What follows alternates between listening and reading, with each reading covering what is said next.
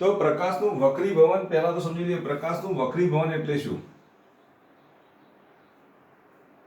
તો જ્યારે પ્રકાશનું કિરણ એક માધ્યમમાંથી બીજા માધ્યમમાં જાય, ધારો કે આ માધ્યમ 1 છે, આ માધ્યમ 2 છે, પ્રકાશનું આ કિરણ છે, એક માધ્યમમાંથી બીજા માધ્યમમાં જાય ત્યારે જે વાંકું વળે, તો આ વાંકા વળવાની જે ઘટના જે છે, તો વાંકું વળવાની જે ઘટના છે, જે વાંકા વળવાની ઘટનાને આપણે શું કહીશું? પ્રકાશનું વક્રીભવન કહીશું. તો જ્યારે પ્રકાશનું કિરણ એક માધ્યમમાંથી બીજા માધ્યમમાં જાય ત્યારે જે વાંકું વળે છે, સીધા માર્ગે જવાને બદલે શું થાય છે? વાંકું વળે છે. તો આમ વાંકા વળવાની જે ઘટના છે, આમ જો સીધો માર્ગ હોય તો આ એનો સીધો માર્ગ કહેવાય, પરંતુ આમ જે વાંકું વળે છે, તો આ વાંકા વળવાની ઘટનાને આપણે શું કહીશું? પ્રકાશનું વક્રીભવન કહીશું. શું કહેવાય? પ્રકાશનું વક્રીભવન. હવે અહીંયા ધ્યાન આપો, તો વક્રીભવન માટેના પણ અહીંયા નિયમો છે. તો આપણે વક્રીભવનના નિયમોની ચર્ચા કરીશું. તો જો આ વક્રીભવનકારક સપાટી છે, પેલામાં આપણે પરાવર્તક સપાટી લેતા હતા. પ્રકાશનું કિરણ એક માધ્યમમાંથી બીજા માધ્યમમાં દાખલ થતું હોવું જોઈએ.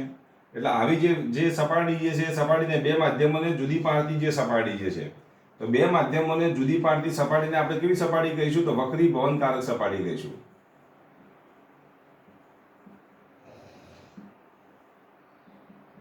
તો આ વક્રીભવનકારક સપાટી છે, આ સપાટીને દોરેલો શું છે? તો લંબ છે. તો આ સપાટીને દોરેલ લંબ છે.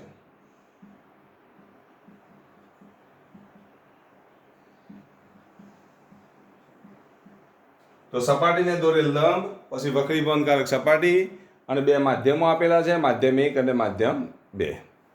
તો વક્રીભવનના નિયમો, પહેલો નિયમ આટલું યાદ રાખજો. આ જે કિરણ આપાત થાય છે, આપાત થતા કિરણને આપણે કયું કિરણ કહીશું? તો આપાત કિરણ કહીશું.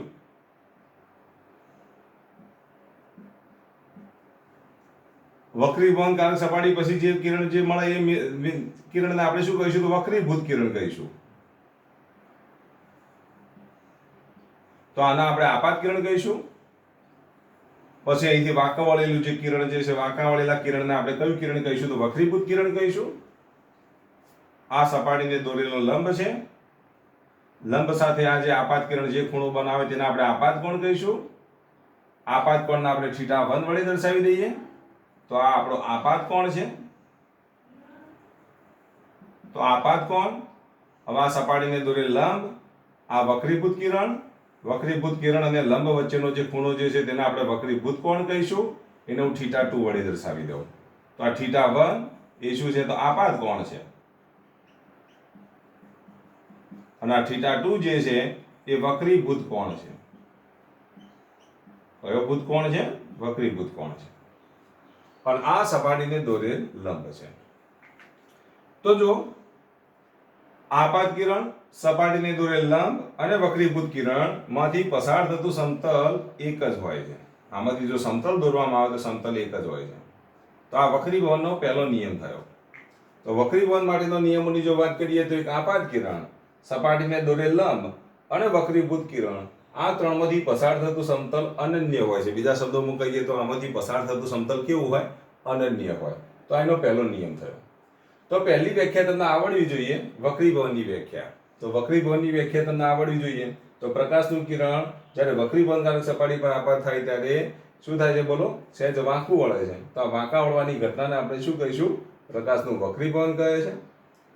આપાત કિરણ, હવે એનો જો આપણે નિયમોની જો વાત કરીએ તો આપાત કિરણ, વક્રીભૂત કિરણ અને સપાટીને દોરેલ લંબ, આ ત્રણમાંથી પસાર થતું સમતલ કેવું છે? તો અનન્ય છે. એટલે કે એક જ સમતલમાં આવેલા છે. આ ત્રણે ત્રણ એટલે કે લંબ, આપાત કિરણ અને વક્રીભૂત કિરણ એક જ સમતલમાં આવેલા છે. હવે જો જે આપાત કોણનું સાઇન મૂલ્ય લઈએ, આપાત કોણનું સાઇન મૂલ્ય,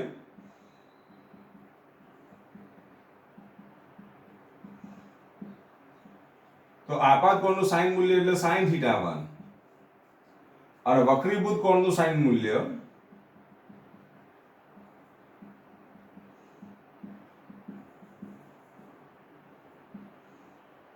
વક્રીભૂત કોણનું સાઇન મૂલ્ય એટલે સાઇન થીટા 2, એટલે આપાત કોણનું સાઇન મૂલ્ય એટલે સાઇન થીટા 1 અને વક્રીભૂત કોણનું સાઇન મૂલ્ય એટલે સાઇન થીટા 2. આનો જે ગુણોત્તર જે છે એ ગુણોત્તર કેવો હોય છે? અચળ હોય છે. અને આ અચળનું મૂલ્ય કેટલું હોય છે? તો n21 જેટલું હોય છે. n21 નો મતલબ શું થાય? તો n21 એટલે માધ્યમ 2 નો માધ્યમ 1 ની સાપેક્ષમાં વક્રીભવનાંક, એટલે કે માધ્યમ 2 નો વક્રીભવનાંક ભાગ્યા માધ્યમ 1 નો વક્રીભવનાંક. આ n ના આપણે શું કહીશું? તો વક્રીભવનાંક કહીશું. વક્રીભવનાંકને n વડે દર્શાવવામાં આવે, મ્યુ વડે દર્શાવવામાં આવે. અમુક બુકોની અંદર વક્રીભવનાંકને મ્યુ વડે દર્શાવેલ છે, અમુક બુકોની અંદર વક્રીભવનાંકને n વડે દર્શાવેલ છે. તો આટલું યાદ રાખો. આપાત કોણનું સાઇન મૂલ્ય અને વક્રીભૂત કોણનું સાઇન મૂલ્યનો ગુણોત્તર કેવો હોય છે? અચળ હોય છે. આ અચળ ગુણોત્તરને આપણે શું કહીશું? તો આપેલા માધ્યમનો સાપેક્ષ વક્રીભવનાંક કહીશું. માધ્યમ 1 નો માધ્યમ 2 નો માધ્યમ 1 ની સાપેક્ષમાં વક્રીભવનાંક, એને આપણે n21 વડે દર્શાવીશું. કઈ રીતે દર્શાવીશું? n21 વડે દર્શાવીશું. એટલે n21 બરાબર n2 ભાગ્યા n1. આ કિંમત અહીંયા આપણે મૂકી દઈએ તો sin θ1 ભાગ્યા sin θ2 બરાબર n2 ભાગ્યા n1. therefore sin θ1 n1 sin θ1 is equal to શું લખીશું? n2 sin θ2. માટે આના બરાબર જો લખીએ તો n sin θ બરાબર અચળ. આ n sin θ બરાબર અચળ, જેને સ્નેલનો નિયમ કહેવાય. શું કહેવાય? સ્નેલનો નિયમ, જે તમે 8, 9, 10 માં ભણી ચૂક્યા છો. તો આને આપણે વક્રીભવનનો નિયમ કહીશું. શું કહીશું? વક્રીભવનનો નિયમ કહીશું. તો વક્રીભવનના કેટલા નિયમો મળ્યા? તો 2 નિયમો. એક નિયમ તમારે યાદ રાખવાનો, આપાત કિરણ, સપાટીને દોરેલ લંબ અને વક્રીભૂત કિરણ એક જ માધ્યમ એક જ સમતલમાં આવેલા છે, તેમાંથી પસાર થતું સમતલ એક જ છે. બીજો નિયમ કયો છે? તો સ્નેલનો નિયમ. તો વક્રીભવન માટેનો નિયમ કયો? તો સ્નેલનો નિયમ, એટલે કે n sin θ બરાબર અચળ, જેને આપણે શું કહીશું? તો વક્રીભવનનો નિયમ કહીશું. તો આપાત કોણનું સાઇન મૂલ્ય એટલે sin θ1, વક્રીભૂત કોણનું જો આપણે સાઇન મૂલ્ય લઈએ તો sin θ2. sin θ1 અને sin θ2 નો ગુણોત્તર કેવો રહે? સાઇન મૂલ્યનો ગુણોત્તર અચળ રહે છે, જેને આપણે સ્નેલનો નિયમ કહીશું અથવા વક્રીભવનનો બીજો નિયમ છે. જે આ અચળ મૂલ્ય કેટલું હોય છે? તો સાપેક્ષ વક્રીભવનાંક જેટલું હોય. કેટલું હોય? સાપેક્ષ વક્રીભવનાંક જેટલું હોય. આ સાપેક્ષ વક્રીભવનાંકને આપણે કઈ રીતે દર્શાવીશું? n21 વડે દર્શાવીએ તો n21 બરાબર શું લખીશું? n2 ભાગ્યા n1. therefore sin θ1 ભાગ્યા sin θ2 બરાબર n2 ભાગ્યા n1. તો n1 sin θ1 is equal to શું લખીશું? n2 sin θ2 is equal to જો આપણે લખીએ તો n sin θ is equal to અચળ. તો આને આપણે શું કહીશું? વક્રીભવનનો નિયમ કહીશું. તો જેટલું મેં તમને સમજાવ્યું તો એ નિયમો લખી દો અને વક્રીભવનની વ્યાખ્યા તમે જાતે લખી દો. પહેલા એટલું કામ ફટાફટ પૂરું કરો.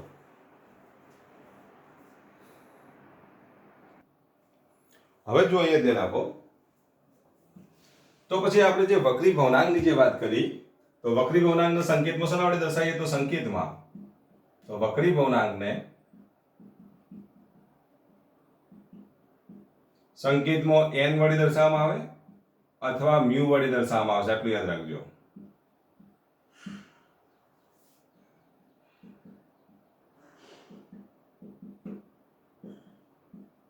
તો પહેલા વક્રીભવનાંક કેવી રીતે મપાય એની આપણે વાત કરી લઈએ. તો જો પહેલા આપણે વાત કરીએ નિરપેક્ષ વક્રીભવનાંક.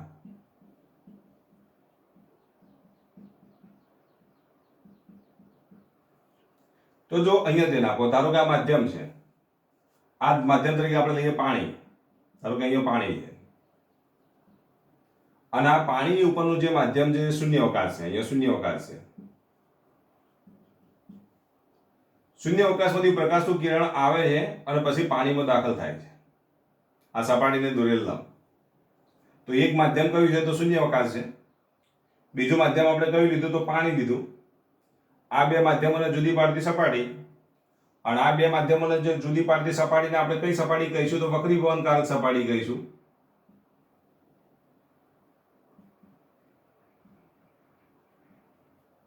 હવે આ પ્રકાશનું કિરણ એક માધ્યમમાંથી કયા માધ્યમમાં દાખલ થાય છે? તો બીજા માધ્યમમાં દાખલ થાય છે. હવે અહીંયા ધ્યાન આપો, શૂન્યાવકાશમાં પ્રકાશનો વેગ કેટલો હોય છે? તો પ્રકાશનો વેગ કેટલો હોય? તો c જેટલો હોય છે, જેને આપણે c વડે દર્શાવીએ. પ્રકાશનો વેગ, શૂન્યાવકાશમાં પ્રકાશનો વેગ c બરાબર તમને ખબર છે 3 × 10⁸ મીટર પ્રતિ સેકન્ડ છે.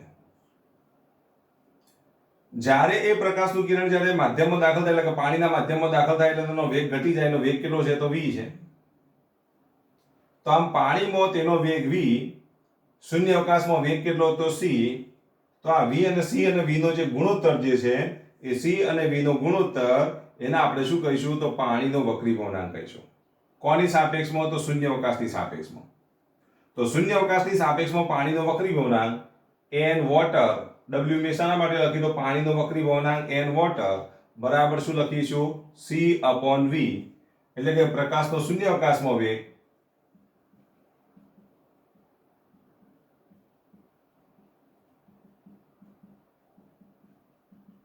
ભાગ્યા પ્રકાશનો સમવેગ, તો જો વોટર હોય તો પ્રકાશનો પાણીમાં વેગ.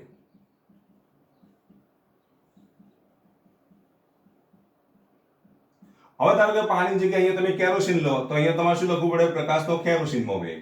ધારો કે અહીંયા કાચ હોય તો પ્રકાશનો કાચમાં વેગ. તો આમ જુદા જુદા માધ્યમો માટે અહીંયા તમારો વેગ શું થશે તો પ્રકાશનો વેગ બદલાય છે તો આ મૂલ્ય બદલાય. તો એ પ્રમાણે તેનો તમને શું મળે વક્રીભવનાંક મળે. એ વક્રીભવનાંકને આપણે શું કહીશું તો નિરપેક્ષ વક્રીભવનાંક કહીશું. આમ નિરપેક્ષ વક્રીભવનાંકનું સૂત્ર તમારે યાદ રાખવાનું. તો નિરપેક્ષ વક્રીભવનાંક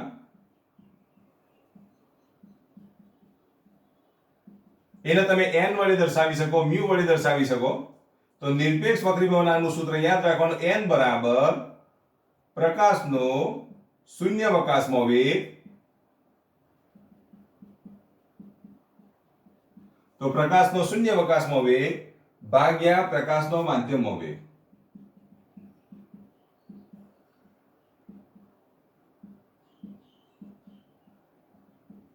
તો આ રીતે તમે વક્રીભવનાંકનું મૂલ્ય નક્કી કરી શકો. હવે તમને એમ કીધું કે શૂન્યાવકાશમાં આપણે ધારો કે નિરપેક્ષ વક્રીભવનાંક શોધવો, શૂન્યાવકાશનો વક્રીભવનાંક કેટલો? તો જો શૂન્યાવકાશનો વક્રીભવનાંક શોધવો હોય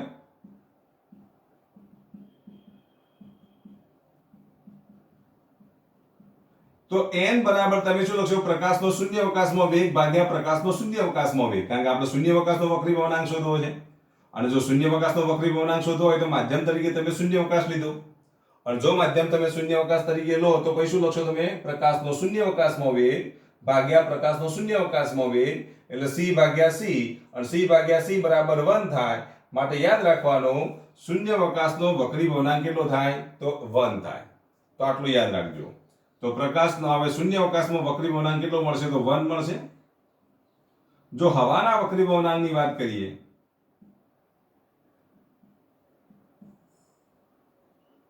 તો n બરાબર 1.003 સમથિંગ છે, લગભગ આપણે એક જ લઈશું. તો હવાનો વક્રીભવનાંક જ્યારે દાખલાની અંદર ગણતરી કરતા હોય મૂલ્ય ના આપેલું હોય તો n બરાબર 1 લઈ લેવાનું. શૂન્યાવકાશના વક્રીભવનાંકની જો વાત કરવામાં આવે તો શૂન્યાવકાશનો વક્રીભવનાંક પણ આપણે કેટલો લઈશું તો 1 લઈશું. તો આટલું યાદ રાખજો. નિરપેક્ષ વક્રીભવનાંક કોને કહેવાય તો હંમેશા નિરપેક્ષ વક્રીભવનાંક શૂન્યાવકાશની સાપેક્ષમાં શોધવામાં આવે છે. કોઈ પણ માધ્યમનો જો નિરપેક્ષ વક્રીભવનાંક શોધવામાં આવે તો પ્રકાશનું કિરણ શૂન્યાવકાશમાંથી તે માધ્યમમાં દાખલ થાય ત્યારે તેનો શૂન્યાવકાશમાં વેગ લેવાનો અને પાણીમાં વેગ લેવાનો. એ બેનો તમારે ગુણોત્તર લઈ લેવાનો. એ બેનો તમે ગુણોત્તર લો તો તમને શું મળશે બોલો? આપેલા માધ્યમનો નિરપેક્ષ વક્રીભવનાંક મળે. ધારો કે પ્રકાશનો શૂન્યાવકાશમાં વેગ કેટલો છે તો 3 × 10⁸ મીટર પ્રતિ સેકન્ડ છે. અને એ જ જ્યારે કિરણ પાણીમાં દાખલ થાય ત્યારે તેનો વેગ કેટલો મળે તો ધારો કે 2.25 × 10⁸ મીટર પ્રતિ સેકન્ડ છે. તો પછી પાણીનો વક્રીભવનાંક જો શોધવો હોય તો પાણીનો વક્રીભવનાંક શોધવા માટે તમે શું કરશો બોલો? 3 × 10⁸. તો પાણીનો વક્રીભવનાંક એટલે કે n વોટર બરાબર જો લખીએ તો પ્રકાશનો શૂન્યાવકાશમાં વેગ કેટલો તો પ્રકાશનો શૂન્યાવકાશમાં વેગ 3 × 10⁸, અને પાણીમાં વેગ કેટલો આપણે ધાર્યો તો 2.25 × 10⁸. આનું તમે સાદુરૂપ આપી દો. જો આનું સાદુરૂપ આપો તો 3/2.25 કરો અને 3/2.25 કરો તો એ શું મળશે તમને? પાણીનો વક્રીભવનાંક મળે. ચલો 3/2.25 કરજો, કેટલું મૂલ્ય આવે છે? 1.2. તો 1.2. તો આમ 1.2 એ શું બનશે બોલો? પાણીનો વક્રીભવનાંક બને. ક્યારે? જ્યારે પાણીમાં પ્રકાશનો વેગ ધારો કે 2.25 × 10⁸ મીટર પ્રતિ સેકન્ડ હોય ત્યારે. તો આ રીતે તમે આપેલા માધ્યમનો નિરપેક્ષ વક્રીભવનાંક શોધી શકો. તો આને આપણે નિરપેક્ષ વક્રીભવનાંક કહીશું. તો નિરપેક્ષ વક્રી ભવનાંકની વ્યાખ્યા લખી દો. શૂન્યાવકાશની સાપેક્ષમાં માધ્યમના વક્રી ભવનાંકને નિરપેક્ષ વક્રી ભવનાંક કહે છે. જો એની વ્યાખ્યા લખવી તો આ રીતે લખી શકો. શૂન્યાવકાશની સાપેક્ષમાં માધ્યમના વક્રી ભવનાંકને નિરપેક્ષ વક્રી ભવનાંક કહે છે. અથવા તમે આ રીતે લખો, પ્રકાશનો શૂન્યાવકાશમાં વેગ અને પ્રકાશના માધ્યમના વેગના ગુણોત્તરને પ્રકાશનો શૂન્યાવકાશમાં વેગ અને પ્રકાશના માધ્યમના વેગના ગુણોત્તરને આપેલા માધ્યમનો નિરપેક્ષ વક્રી ભવનાંક કહે છે. આપેલા માધ્યમનો નિરપેક્ષ વક્રી ભવનાંક કહે છે.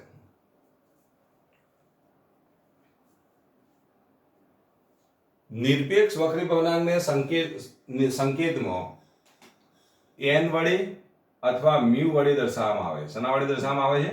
n વડે દર્શાવવામાં આવે છે અથવા મ્યુ વડે દર્શાવવામાં આવે છે.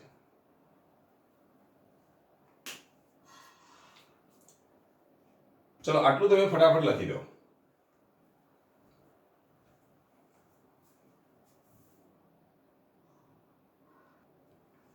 હવે જો આપણે વાત કરીશું સાપેક્ષ વક્રી ભવનાંકની, તો સાપેક્ષ વક્રી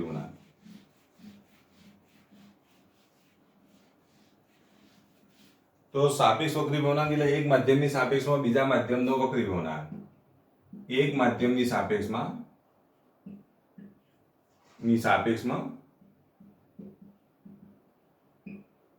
બીજા માધ્યમનો વક્રી ભવનાંક.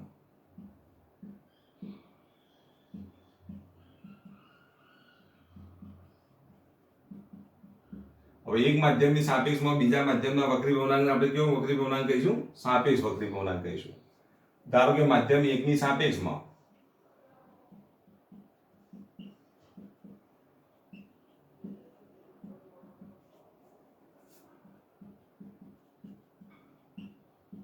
માધ્યમ 2 નો વક્રી ભવનાંક, માધ્યમ 1 ની સાપેક્ષમાં માધ્યમ 2 નો વક્રી ભવનાંક.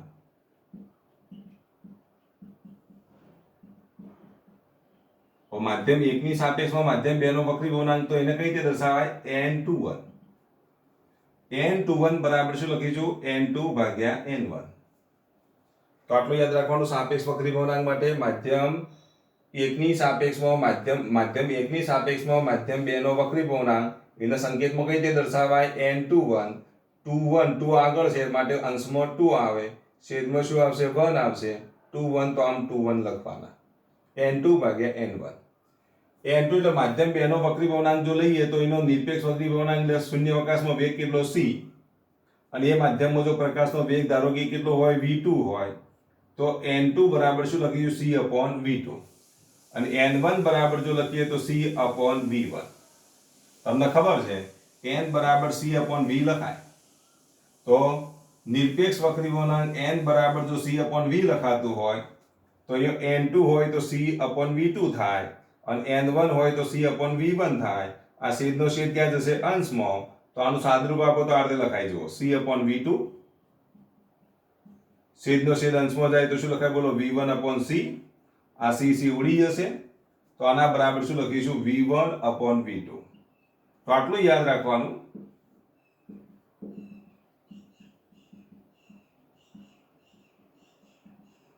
n21 બરાબર n2 ભાગ્યા n1 બરાબર શું લખીશું? v1/v2.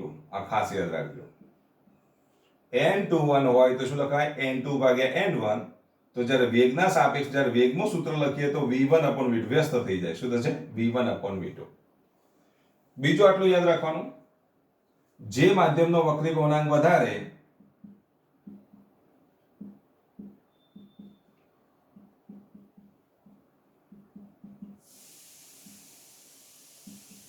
તો જે માધ્યમનો વક્રી ભવનાંક વધારે હોય તે માધ્યમને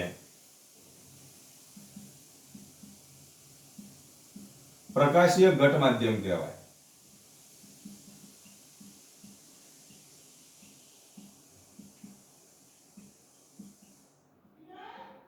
તો તો જે માધ્યમનો વક્રી ભવનાંક વધારે હોય તે માધ્યમને આપણે શું કહીશું? પ્રકાશીય ઘટ માધ્યમ કહીશું.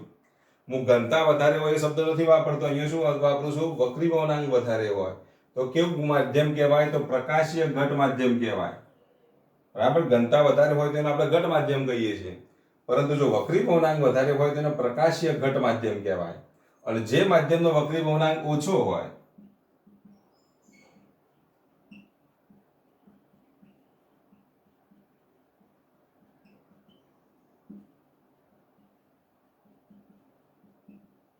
તેને પ્રકાશીય પાતળું માધ્યમ કહે છે.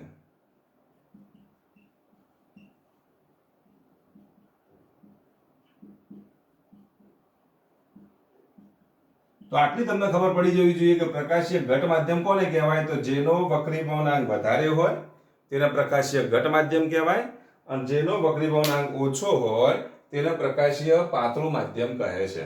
તો આટલું તમે પહેલા લખી દો.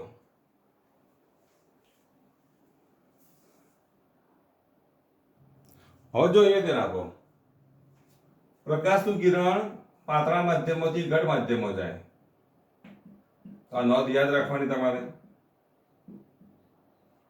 પ્રકાશનું કિરણ પાતળા માધ્યમમાંથી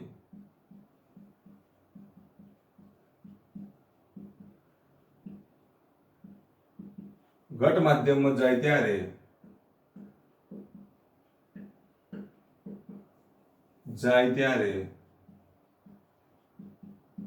લંબ તરફ વાંકું વળે છે.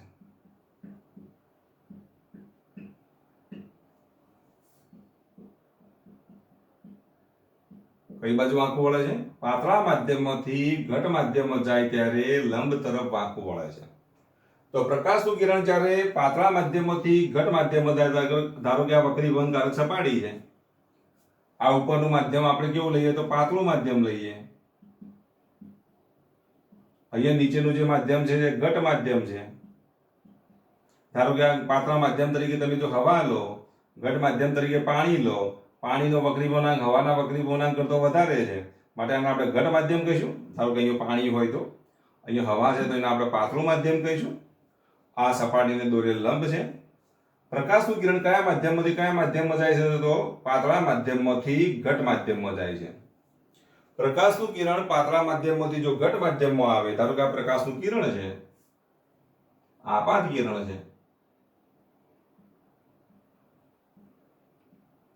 હવે આ પ્રકાશનું કિરણ આ કઈ સપાટી છે? તો વક્રી ભવનકારક સપાટી છે.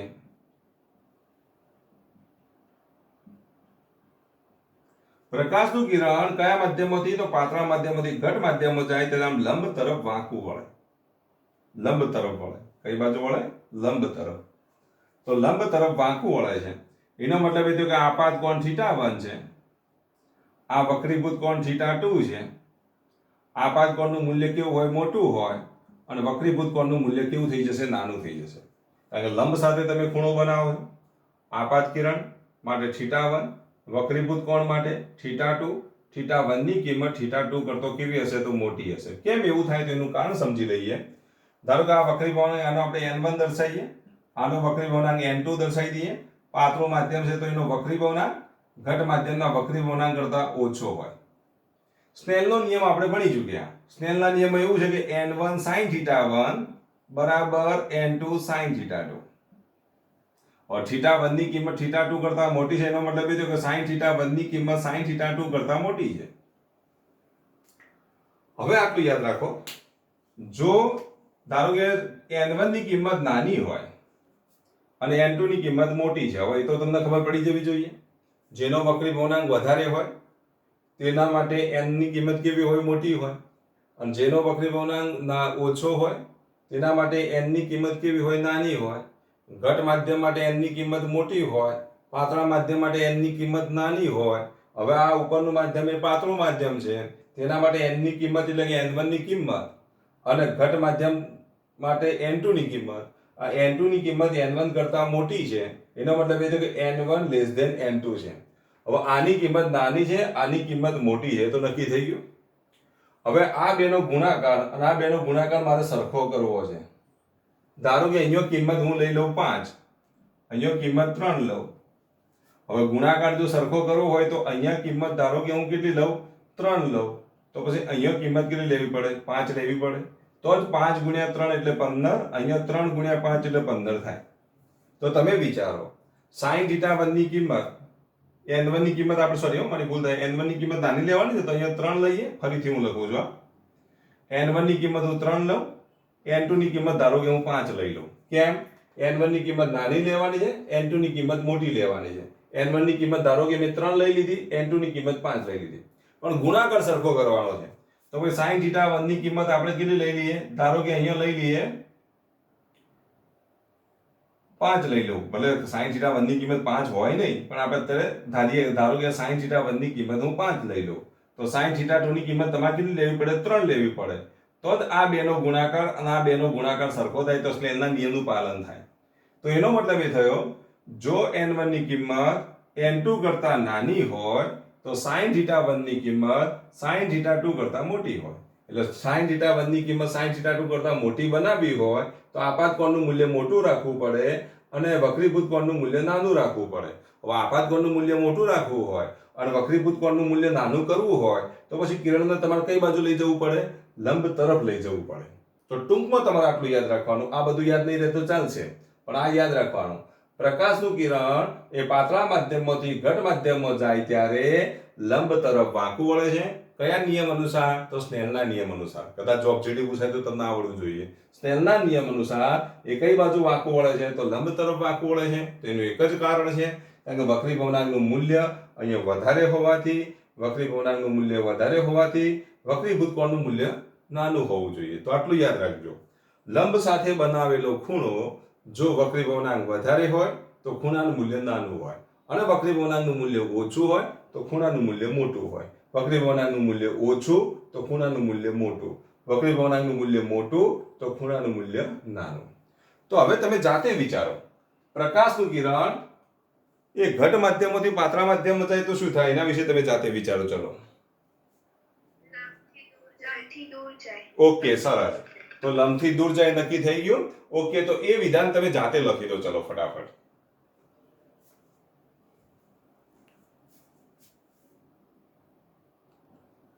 તો જો પ્રકાશનું કિરણ ઘટ માધ્યમમાંથી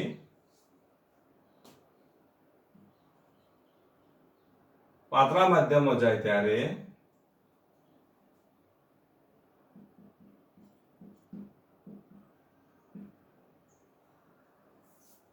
લંબથી દૂર જાય છે.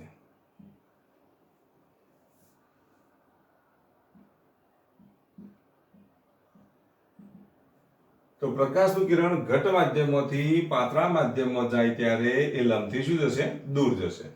તો અહીંયા આપણે લઈએ ઘટ માધ્યમ.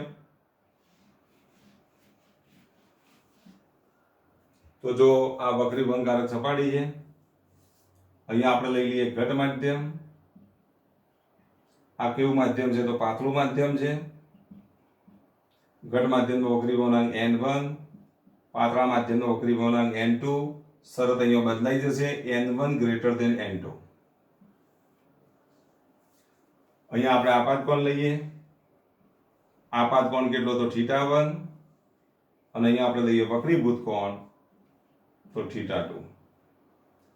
આ એનો ઓરિજિનલ માર્ગ હતો. તો લંબથી શું થાય છે? દૂર જાય છે.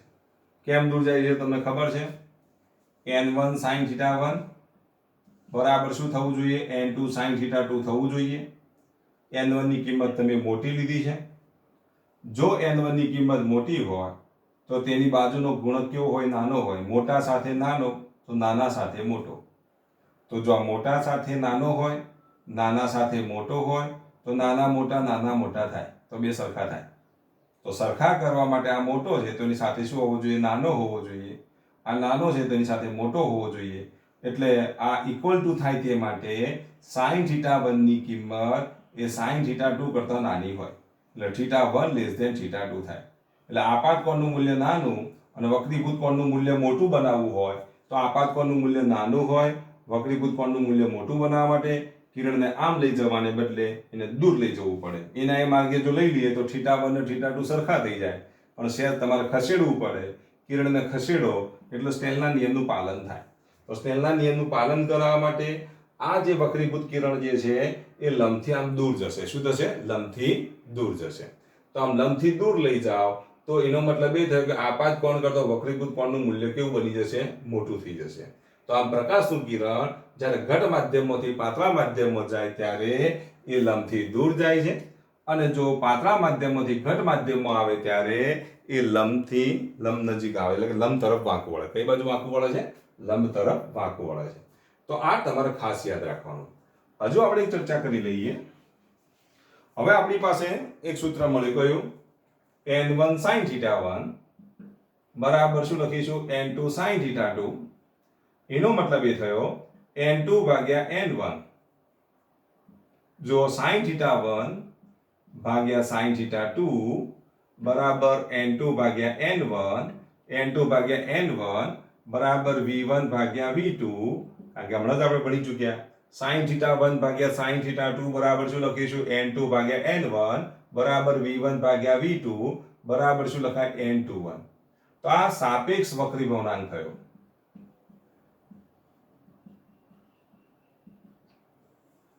તો આ સૂત્ર તમારે યાદ રાખવાનું. બીજી વાત એ કે જ્યારે પ્રકાશનું કિરણ એક માધ્યમમાંથી બીજા માધ્યમમાં જાય ત્યારે પ્રકાશનો વેગ બદલાય છે. પ્રકાશનો શું થાય? વેગ બદલાય. તો આટલું યાદ રાખવાનું. પ્રકાશનું કિરણ એક માધ્યમમાંથી બીજા માધ્યમમાં જાય, એક માધ્યમમાંથી બીજા માધ્યમમાં જાય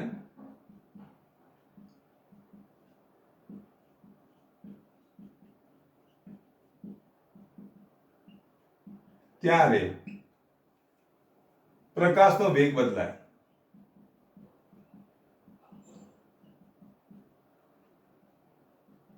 જો પ્રકાશનો વેગ બદલાય, પ્રકાશ તરંગ સ્વરૂપે વર્તે એટલે એની તરંગ લંબાઈ પણ બદલાય.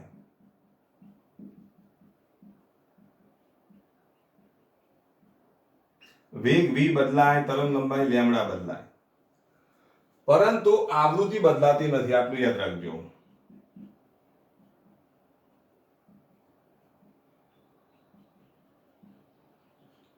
આવૃત્તિને આપણે f વડે દર્શાવીશું અથવા તો ન્યુ વડે દર્શાવીએ. તો આટલું યાદ રાખો. જ્યારે પ્રકાશનું કિરણ, આ નોંધ પણ તમારે ખાસ યાદ રાખવાની છે, આની પણ આપણે વારંવાર જરૂર પડશે. તો જ્યારે પ્રકાશનું કિરણ એક માધ્યમમાંથી બીજા માધ્યમમાં જાય ત્યારે એ પ્રકાશનો વેગ બદલાય. ત્યાર પછી શું બદલાય? એની તરંગ લંબાઈ બદલાય, પરંતુ આવૃત્તિ બદલાતી નથી. આવૃત્તિ એ ઉદ્ગમનો ગુણધર્મ છે. એનો મતલબ એ કે આવૃત્તિ બદલાતી નથી. એટલે જ્યાંથી પ્રકાશનો ઉદ્ભવ થયો છે, પ્રકાશના કિરણનો ઉદ્ગમ છે, જ્યાંથી ઉદ્ભવ થયો એ ઉદ્ગમ ઉપર આધાર રાખે છે. એટલે આવૃત્તિ એ શું કહેવાય? ઉદ્ગમનો ગુણધર્મ છે.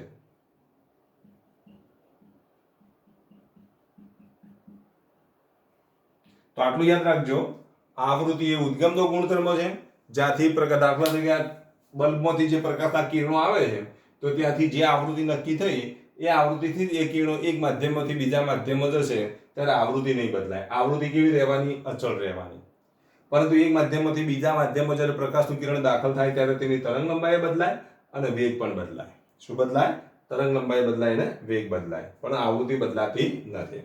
એનો મતલબ એ થયો કે જો ઓબ્જેક્ટિવ પૂછાય તો તમને આવડવું જોઈએ તો આવૃત્તિ એ ઉદ્ગમનો ગુણધર્મ છે, જ્યારે તરંગ લંબાઈ જે છે એ માધ્યમનો ગુણધર્મ છે.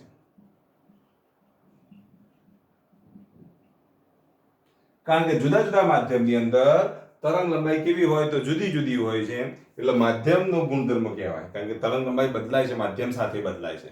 ઉદ્ગમ સાથે આવૃત્તિ બદલાય, માધ્યમ સાથે તરંગ લંબાઈ બદલાય, અને માધ્યમ સાથે તરંગ લંબાઈ બદલાતી હોવાના લીધે તરંગ લંબાઈને આપણે શું કહીશું? તો માધ્યમનો ગુણધર્મ કહીશું. જ્યારે આવૃત્તિને આપણે શું કહીશું? તો ઉદ્ગમનો ગુણધર્મ કહીશું. આટલું તમારે યાદ રાખવાનું. તો હવે જો આપણે તરંગોમાં ભણી ચૂક્યા કે તરંગનો વેગ v બરાબર શું લખતા હતા? ન્યુ લેમ્ડા લખતા હતા કે નહીં? હવે ન્યુ તો અચળ છે, માટે v ચલે છે લેમ્ડા.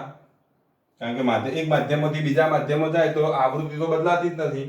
એટલે v ચલે છે લેમ્ડા, માટે v1/v2 બરાબર λ1/λ2. આ પદ તમે આમાં ઉમેરી શકો. તો હવે સાપેક્ષ વક્રીભવનાંકનું એક જનરલ સૂત્ર યાદ રાખજો. આ સૂત્ર દરેકને આવડવું જ જોઈએ. જો sin θ1 ભાગ્યા sin θ2 બરાબર n2 ભાગ્યા n1 બરાબર v1 ભાગ્યા v2 બરાબર λ1 ભાગ્યા λ2 બરાબર n21 બરાબર સાપેક્ષ વક્રી પૂર્ણાંક. તો આ જનરલ સૂત્ર તમને આવડવું જોઈએ. તો આટલું તમે લખી દો પહેલા.